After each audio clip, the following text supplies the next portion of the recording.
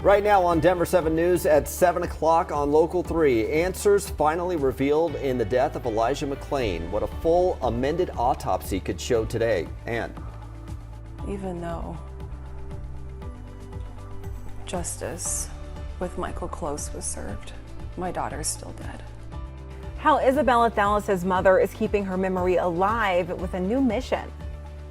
Plus, it is Tabor round 2. What to know about another state tax refund coming this spring. And Casa Bonita is still closed, but employees are hard at work, the way they're giving back to our community. More known for the cliff divers than the food, but we are going to get an update from the new head chef on the future menu coming up. Good Friday morning to you. I'm Brian Sanders. And I'm Jessica Crawford. Excited for a weekend of leaf peeping, Lisa. Yeah, it's going to be a beautiful weekend for it. And right along I-70 is where we're seeing some of the peak colors here this week and into even the first of next week. We're right now looking at clear skies in Denver. What you can't see on satellite and radar is all of this dense fog across parts of northern and northeastern Colorado. That'll clear up here within the next couple of hours. We'll be in the low to mid 50s early on as you step out the door. Plenty of sunshine here in Denver right now. Winds have shifted now out of the southwest, so warmer air is going to funnel into the state. We're going to be at about 70 degrees by 11 o'clock. A really pretty morning for a walk, a run, a bike ride. Mid 70s by noon, and then highs will be right around 80 here in town. Low 80s from Erie north to Fort Collins. 60s primarily for the mountains, but sunshine statewide. Coming up, we're going to take a look at your full weekend forecast. A lot going on this weekend, whether you're heading up into the mountains or you're staying here. We've got football here Sunday night. Details on the Broncos game coming up. So much going on, and like Lisa was saying, there is some dense fog that the radars aren't showing, but the cameras definitely picking up on it. This is right here near Greeley, so this is Highway 85 bypass on 22nd Street area. You can see cars coming through. Obviously, we don't even start to see their headlights until right around this area. Visibility really poor. The cameras are looking like this in Fort Collins, Loveland, Greeley, Meade, so really a lot of those portions in the northern part of the Front Range along 25. Not looking great, but drive times in and around the metro aren't awful this morning. You can see we got some cars starting to get out on the roads there, and the sun is peeking out. It's pushed out a lot of the fog that you might have seen in and around the metro here this morning. Today at noon, the Adams County coroner will release the full autopsy report for Elijah McLean. It's been a long time coming. A judge ruled in favor of Denver 7 and other local news organizations seeking the full release of the report. McLean died in 2019, days after he was injected with ketamine by Aurora fire paramedics. McLean's autopsy found his cause of death was undetermined, but according to the coroner, that report was amended based on a grand jury investigation. Amendments are rare, and legal experts tell Denver 7 that changes to McLean's cause of death could impact the likelihood of any convictions in the case. A 16-year-old is now being charged as an adult in connection with a shooting outside a Denver Recreation Center near East High School. Jaleel Mitchell faces 10 counts, including 2 for attempted murder. The district attorney's office says another 16-year-old was also arrested but has not been charged yet. A 19-year-old man and 14-year-old R.J. Harding were hurt back on September 7th. Investigators say Harding, who is an East High School student, was shot but was just an innocent bystander. This morning, we're hearing from the mother of Isabella Thallis after Isabella's killer, Michael Close, was found guilty. The crime shocked the city. Back in June of 2020, Close opened fire from his apartment balcony near Coors Field, where Thallis and her boyfriend were walking their dog. Thallis' boyfriend, Darian Simon, survived. Her mom says the verdict doesn't feel like closure. It's like, I waited this long for this. Why don't I feel different?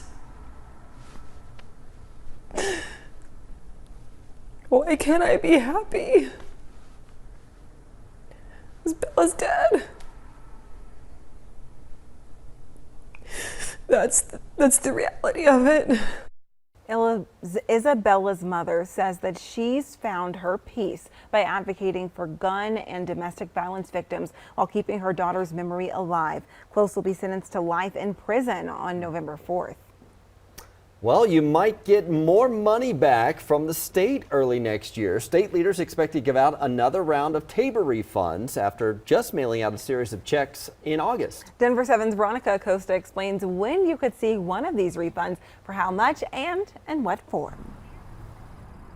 And we'll get right to the important part. It's $250. That's on average how much Coloradans could expect from another Tabor refund. So if those economic forecasts hold true, then we can expect to see this money after we file our taxes next year. You're probably asking yourself, well, we already got one Tabor refund check. Why are we getting another? It turns out that Colorado has $677 million more than is allowed in its budget, which is why this could be a possibility. So before you start checking those mailboxes, nothing is for sure quite yet.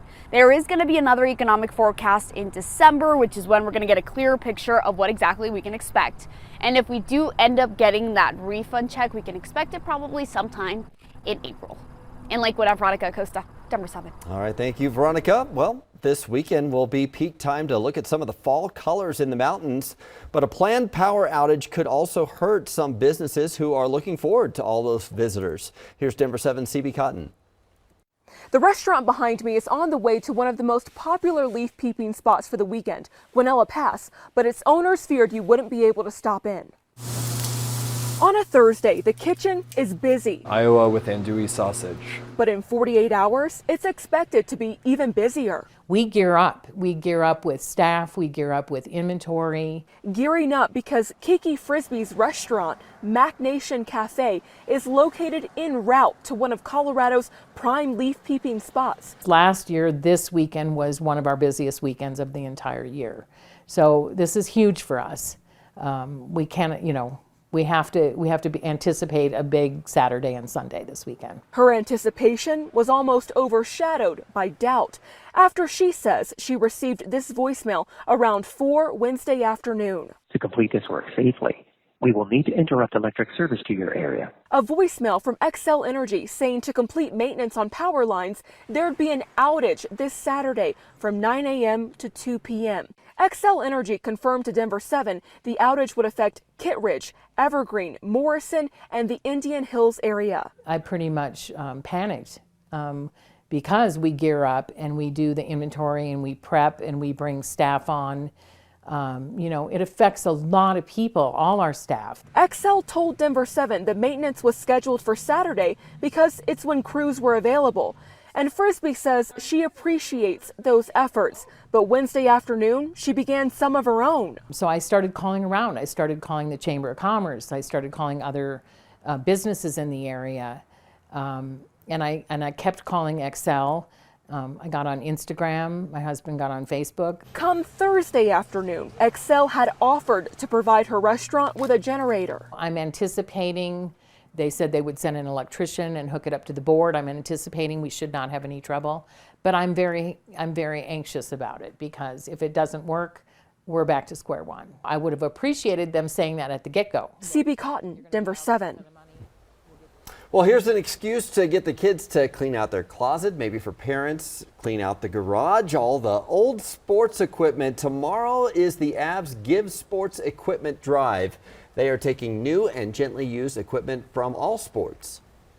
So I just ask all of your viewers, please, anything that you've got in that garage, any type of sports equipment, basketballs, footballs, hockey equipment, bicycles. We even have received in the past a basketball hoop and a balance beam. And we've been able to turn those over to Precious Child, and they've been able to find an organization that can use it. Yeah, big items, small items. You ran track, cross country, Jessica, so maybe just an old pair of running shoes. Who knows? Who knows? You can drop off your sports equipment tomorrow at Ball Arena from 9 to 11. Get there early, too, because donors get a voucher for 2 tickets to a Nuggets or Avalanche preseason home game, but that's only while supplies last. That's cool. I could drop off a volleyball as well. Oh, there you go. Too. Yeah. Well, if you drive Clear Creek Canyon to gamble, hike, bike, or fish, you need to know Highway 6 will be partially closed tomorrow for a big cleanup project. Tomorrow is National Public Lands Day, and hundreds of volunteers will be cleaning up trash along the highway and the nearby trail.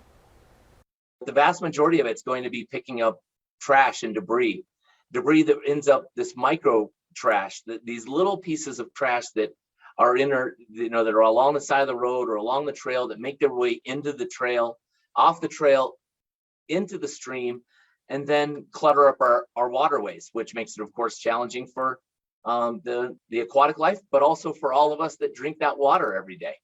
The cleanup runs from 8 to 2. US 6 will be closed between Golden and Highway 119 during the cleanup for safety. You can volunteer to help on the Jeffco Open Space website. Well, you can start checking off your holiday gift list now. I know it seems early because it's still September, but we'll explain why being ahead of schedule this year might save you some big money. Telling time in the U.S. could get a little more complicated. How making daylight saving time permanent is changing a system we've had around for decades.